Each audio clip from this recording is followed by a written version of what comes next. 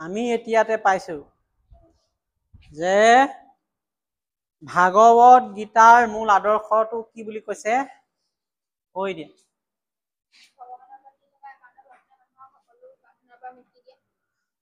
ভগৱানৰ প্ৰতি থকা একান্ত ভক্তিয়ে মানুহক সকলো বান্ধনৰ পৰা মুক্তি দিয়ে। সকলোৱে পাইছানে কথাটো? বহা। ইয়াৰ ওপৰত বেছ কৰি ভিত্তি কৰি এটা আন্দোলন হৈছে ভক্তিবাদৰ আন্দোলন। এতিয়া আমি ভক্তিবাদ মানে কি, আন্দোলন মানে কি চাওঁ আহা। সুন্দৰকে দিয়া আছে ব্যাখ্যাটো, তোমালোকে চাই ল'বা। সংস্কৃত এটা শব্দ আছে, কি এইটো? ভজ। ইয়াৰ পৰা ভজৰ পৰা ভক্তি শব্দটো আহিছে বুলি ক'ব পাৰি, যাৰ অৰ্থ হ'ল পূজা কৰা, আনুগত্য প্ৰকাশ, বিশ্বাস অথবা প্ৰেম। শুনিছানে? শেষত কি কলো যে এটা সংস্কৃত শব্দ আছে ভজ, তাৰ পৰাই ভক্তি শব্দটো আহিছে বুলি কোৱা হৈছে। ভজৰ অৰ্থটো দিছে পূজা কৰা, আনুগত্য প্ৰকাশ কৰা, বিশ্বাস অথবা প্ৰেম। যিটো আমাৰ অভিধান আছে, ডিকশ্যনেৰী আছে, তাত ভক্তিয়ে ঈশ্বৰৰ প্ৰতি গভীৰভাৱে অনুৰক্তি বা আনুগত্য প্ৰকাশ কৰাক বুজায়।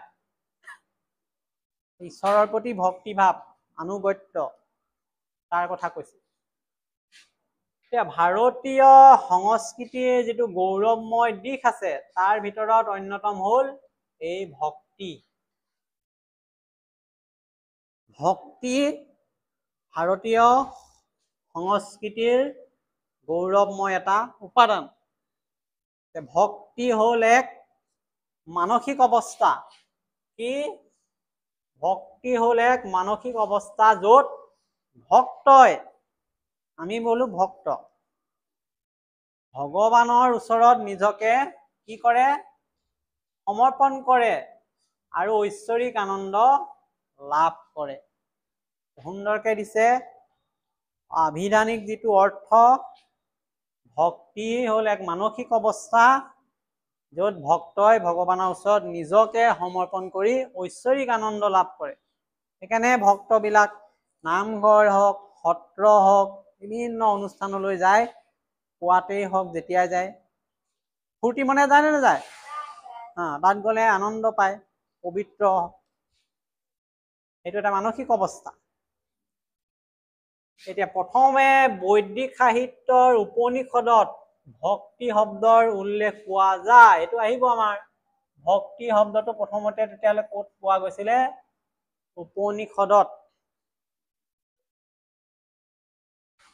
ইয়াৰ মূল উদ্দেশ্য কি? ভগৱানৰ লগত মানৱ আত্মাৰ মিলন, ঈশ্বৰৰ প্ৰতি অগাধ প্ৰেম তথা ভক্তিৰ ওপৰত গুৰুত্ব দিয়েই মহাপুৰুষসকলে যি মতবাদৰ সৃষ্টি কৰিছিল, সেয়াই ভক্তিবাদ। এতিয়া ভক্তিবাদ মানে কি পৰীক্ষাত আহিলে আমি সুন্দৰকে ক'ব পাৰিম। কি বুলি ক'লে? আকৌ এবাৰ কৈছো, ভগৱানৰ লগত আত্মাৰ মিলন, ঈশ্বৰৰ প্ৰতি অগাধ প্ৰেম, ভক্তিৰ ওপৰত গুৰুত্ব দি মহাপুৰুষসকলে যি মতবাদ সৃষ্টি কৰিছিলে, সেয়াই হ'ল ভক্তিবাদ। আৰু ভাৰতৰ বিভিন্ন অঞ্চলত ভক্তিবাদৰ ধাৰণাই প্ৰসাৰতা লাভ কৰাত ইয়াক ভক্তি আন্দোলন বুলি পিছত কোৱা হৈছে। মতবাদটো হ'ল ভগৱানৰ লগত আত্মাৰ মিলন হ'ব, ঈশ্বৰৰ প্ৰতি অগাধ প্ৰেম ভক্ত দেখুৱাব। এই বিষয়লৈ ভক্তবাদ আৰম্ভ হৈছে মানুহৰ মাজত, চিন্তা চৰ্চা আৰম্ভ হৈছে। আৰু যেতিয়া এই চিন্তা চৰ্চাটো বিভিন্ন অঞ্চললৈ বিয়পি গ'ল, এটা আন্দোলন হৈ গ'ল, তাক সেইকাৰণে ভক্তিবাদ, ভক্তি আন্দোলন বুলি কোৱা হৈছে।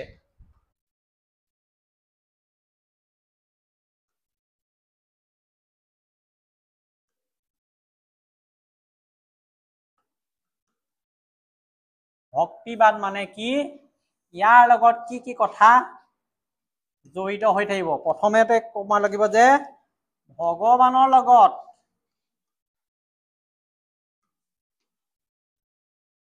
আত্মাৰ মিলনৰ কথা ইয়াত জড়িত হৈছে।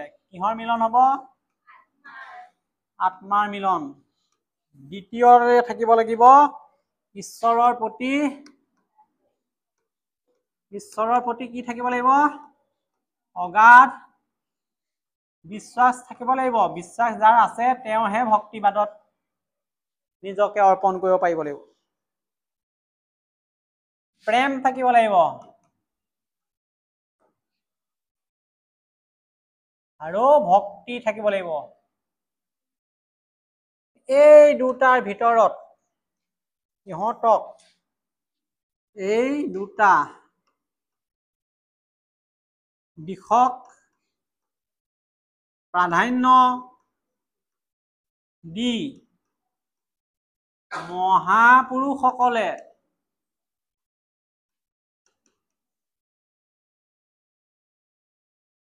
কি কৰিলে? এটা মতবাদ সৃষ্টি কৰিলে।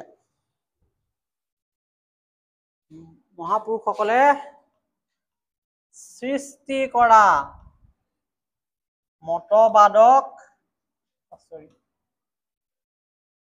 ভক্তিবাদ বুলি কোৱা হয়।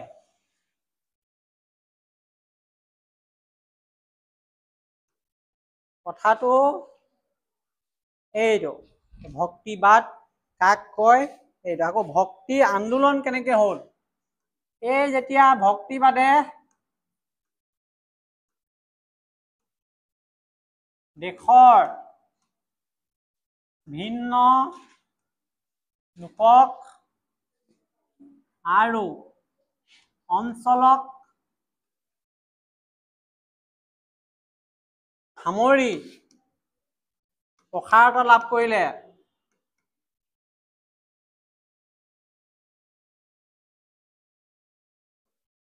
তেতিয়া ইয়াক আন্দোলন হিচাপে গণ্য কৰা হ'ল। তেতিয়া ভক্তিবাদে আন্দোলনৰ ৰূপ পালে।